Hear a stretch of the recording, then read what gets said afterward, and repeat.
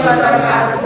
Kami dari mahasiswa Yakinkan Kediri, program studi manajemen pendidikan Islam semester 3. Di sini kami akan membuat video mengenai contoh pelaksanaan supervisi klinis di lembaga pendidikan untuk memenuhi tugas mata kuliah supervisi pendidikan Islam.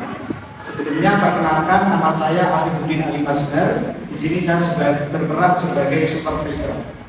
Berikutnya teman Saya Amanda Hanifah. Di sini saya berperan sebagai guru. Saya Farisa Nur Asofa, berperan sebagai siswa. Baik, langsung saja kita ke video ini.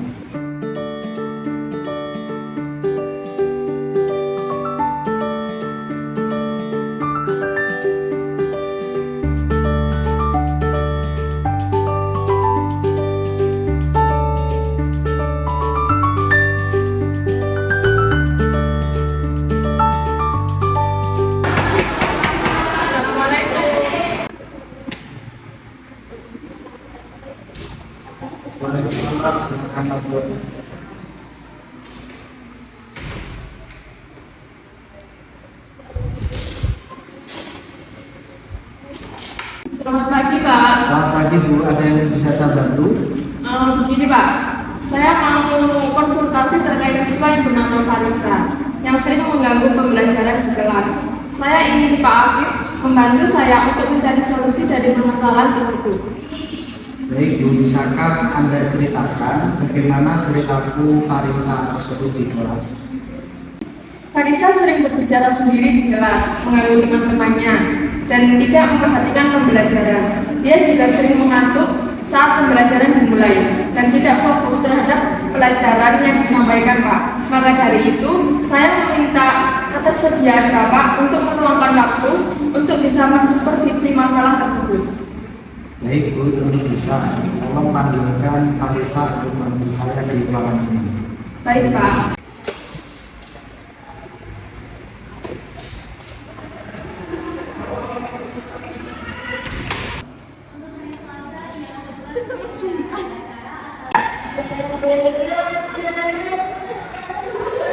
Farisa, Ya, Bu.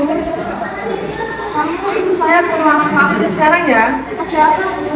Nanti akan disampaikan sendiri oleh Pak Afif.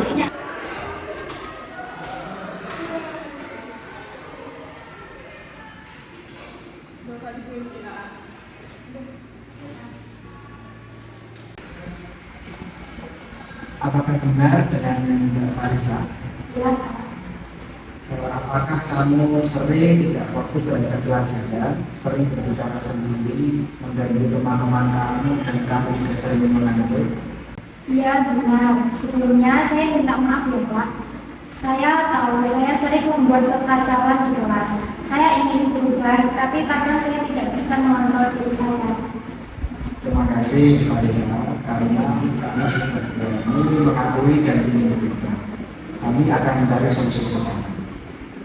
Bu Amanda, apa yang sudah kamu lakukan untuk mengatasi perilaku Farisa ini? Saya sudah sering kali mengingatkannya secara lisan maupun secara tertulis, Pak. Tetapi tidak ada perubahan dalam Farisa. Farisa, tadi kamu bilang misalnya kamu sering tidak bisa mengontrol diri. Apa yang membuatmu merasa sulit untuk mengontrol diri?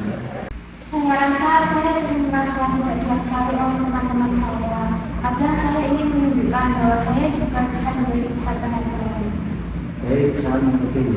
Rasa tidak dihargai bisa menjadi penyebab perilaku kurang kondusif.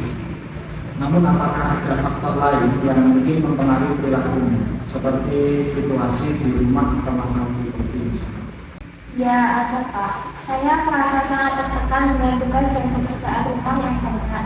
Saya juga mengalami beberapa masalah pribadi di rumah, dan kadang-kadang itu membuat saya kesulitan berkonsentrasi dan mengontrol diri.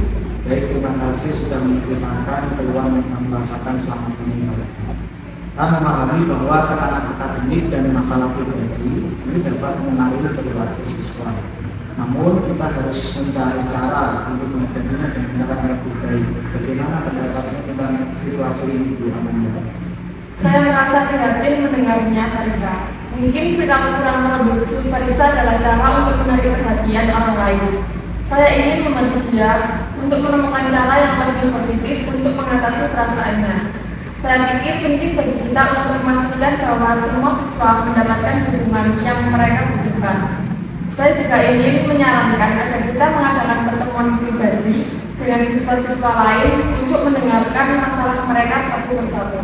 Dari sana, kita dapat mengidentifikasi solusi yang tepat untuk membantu mereka mengatasi masalah yang mereka hadapi. Saya setuju, itu adalah pendekatan yang baik. Pertemuan pribadi dengan siswa-siswa tersebut adalah langkah awal yang baik. Selain itu, saya juga ingin menyarankan agar kita melibatkan orang tua dalam proses ini.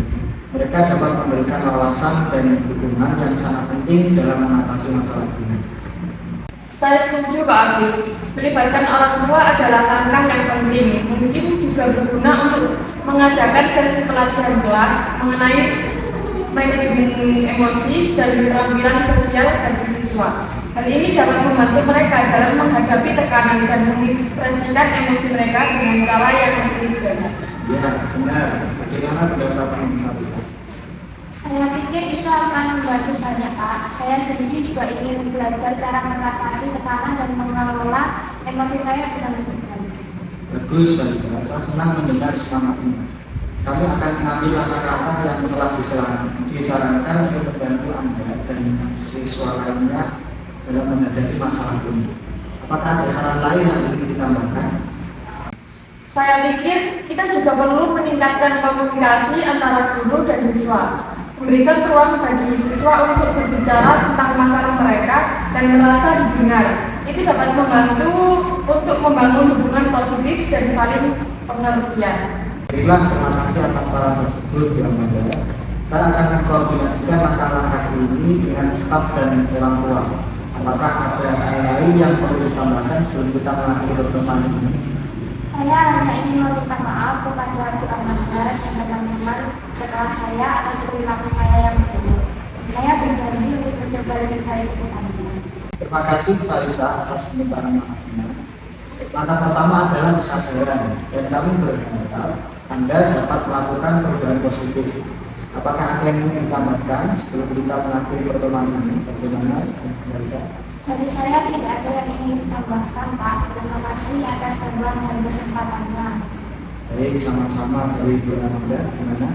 Saya hanya ingin mengatakan bahwa saya siap memberikan dukungan kepada siswa-siswa dalam menghadapi masalah ini.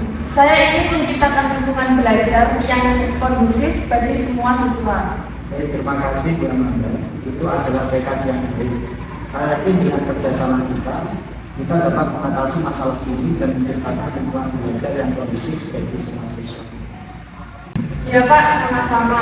Mungkin hanya itu yang bisa saya konsultasikan kepada Bapak. Terima kasih atas waktunya Pak. Ya, sama-sama. Baik, kalau sudah selesai, saya dan Marisa izin keluar ruangan. Ya, sama-sama.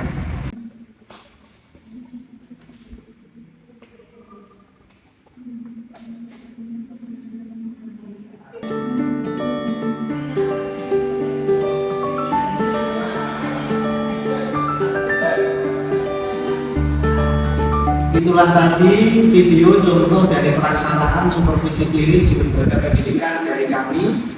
Terima kasih. Wassalamualaikum warahmatullahi wabarakatuh.